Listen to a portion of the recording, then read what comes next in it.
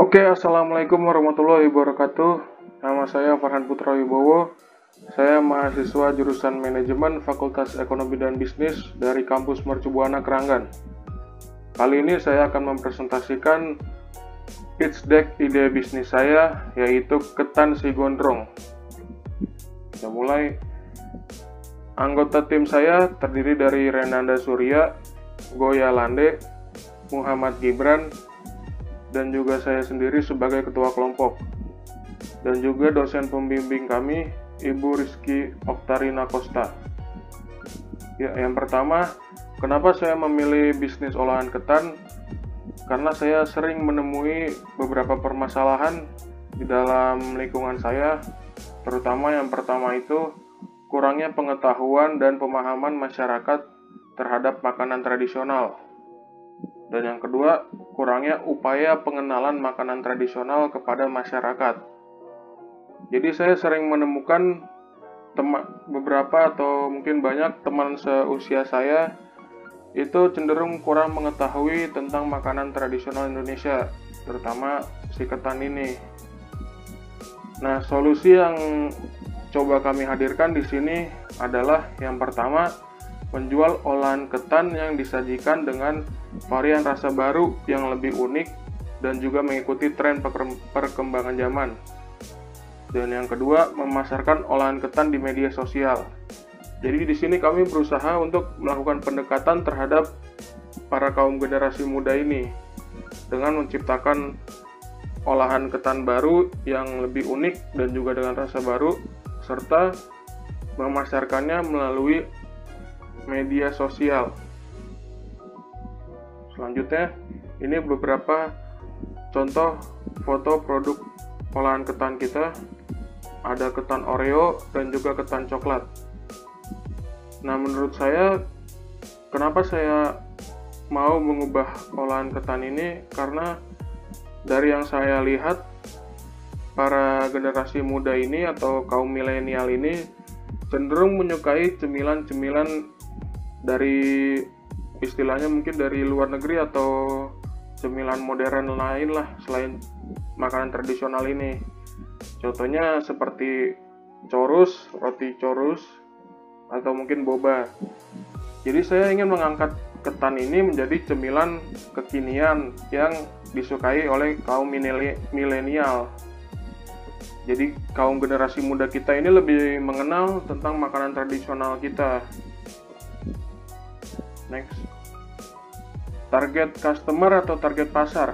Seperti yang saya bilang tadi, saya mengincar kepada masyarakat atau kalangan-kalangan yang tidak mengenal makanan-makanan tradisional Indonesia, terutama kalangan remaja atau kaum milenial.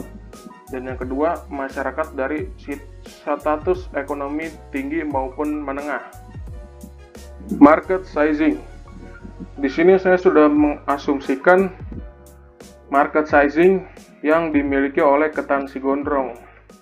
Yang pertama, total addressable market. Saya asumsikan kurang lebih sekitar 60% masyarakat Indonesia yang kurang mengetahui makanan tradisional. Kedua, serve available market. Saya asumsikan 30% dari mahasiswa dan juga service and obtainable market. Saya asumsikan kurang lebih 30% dari pelajar. Jadi intinya di sini saya mengasumsikan dari seluruh masyarakat Indonesia terdapat 60%-nya yang kurang mengetahui tentang makanan tradisional Indonesia. 60% masyarakat ini terdiri dari 30% mahasiswa dan juga 30%-nya lagi pelajar. Selanjutnya, competitor and positioning. Bisnis olahan ketan ini sudah memiliki beberapa pesaing. Yang pertama, pisang ungu. Yang kedua, warung ketan susu 79. Yang ketiga, Strais. Dan yang keempat, warung ketan susu Jande. Keempat, organisasi atau perusahaan ini menjual produk mereka melalui media sosial. Hal inilah yang membuat saya sadar bahwa ternyata bisnis olahan ketan ini cukup menjanjikan, dan saya ingin memasarkannya melalui media sosial seperti mereka-mereka ini. Kali ini saya akan membacakan bisnis model dari ketan si gondrong ini. Yang pertama, Key Partners, supplier beras ketan. Hal ini tentunya dibutuhkan untuk mendapatkan beras ketan dengan kualitas bagus, sehingga konsumen dapat menikmati olahan ketan yang terbuat dari beras ketan dengan kualitas tinggi. Yang kedua, ojek online, karena saya ingin memasarkan produk saya ini melalui media sosial ataupun media ojek online. Oke, aktivitas penting yang harus saya lakukan untuk menjalankan bisnis atau memulai bisnis ini adalah yang pertama, memproduksi olahan ketan dengan varian rasa yang kekinian sehingga menarik di mata konsumen. Yang kedua, mempromosikan produk di berbagai media sosial. Key resource, modal utama dari bisnis ini adalah yang pertama tentunya beras ketan, yang kedua penanak nasi, dan yang ketiga ojek online, kerjasama dengan mitra ojek online. Value proposition, manfaat yang didapat dari produk ini adalah yang pertama dapat menghaluskan kulit, kedua meningkatkan kekebalan tubuh, ketiga memperkuat tulang, keempat menjaga kesehatan jantung, kelima membuat para generasi muda lebih mengenal makanan tradisional, dan keenam terakhir melestarikan makanan tradisional. Customer relationship, cara untuk saya menjaga hubungan dengan customer saya atau calon pelanggan nantinya adalah yang pertama, menjaga dengan baik rasa serta kualitas produk.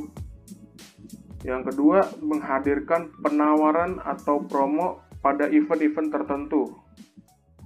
Hal ini dapat menarik minat konsumen dengan adanya promo atau mungkin event-event yang ditawarkan.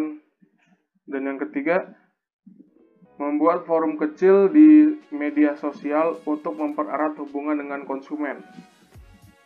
Jadi saya ingin membuat platform kecil di media sosial sehingga saya dapat menjalin hubungan dengan konsumen saya nantinya untuk lebih mempermudah pemasaran produk-produk saya.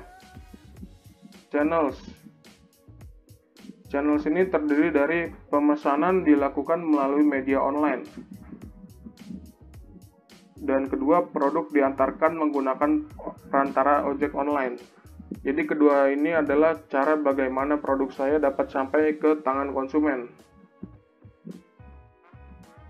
Revenue streams, penghasilan utama saya dari penjualan olahan ketan. That cost structure, biaya atau modal yang dibutuhkan ini kurang lebih biaya produksi, biaya alat dan bahan, biaya sewa listrik, dan juga biaya promosi. Selanjutnya, milestones atau target saya dalam bisnis ini. Saya mungkin ingin melakukan atau memulai bisnis ini pada tahun 2023 setelah saya lulus kuliah. Yang target yang harus dimiliki yang pertama itu tentunya memiliki rumah produksi sendiri, karena saya berjualan melalui media online, jadi saya tidak memiliki toko ataupun kedai. Kedua, April 2023 menambah varian menu. Setelah saya memiliki rumah produksi sendiri dan mulai menjalankan bisnis saya secara online, saya harus menambah varian menu baru sehingga konsumen merasa tidak bosan dengan produk-produk saya. Yang ketiga, Februari 2024 menambah tenaga kerja. Setelah bisnis saya mulai berkembang dan menghasilkan banyak pendapat, saya mungkin akan menambah tenaga kerja untuk membantu saya nantinya. Desember 2024 membuat kedai makanan sendiri. Setelah saya sukses di media online, mungkin saya akan mencoba untuk membuat kedai makanan sendiri yang tentunya menjual produk-produk saya nantinya. Desember 2025 memperbanyak cabang. Setelah saya membuat kedai, saya akan memperbanyak cabang sebanyak mungkin di seluruh Indonesia. Funding needs and allocation. Dana yang saya butuhkan untuk bisnis ini adalah kurang lebih sekitar 2.060.000 yang terdiri dari biaya marketing 1 juta rupiah, working capital atau biaya modal 460.000 rupiah, terdiri dari beras ketan, susu kental manis, susu bubuk, dan bahan lainnya. Product development atau biaya produksi kurang lebih membutuhkan sekitar 600.000 rupiah. Selanjutnya marketing and customer acquisition. Ini adalah teknik market saya untuk menambah customer atau konsumen nantinya. Yang pertama, menjaga kualitas serta kebersihan produk.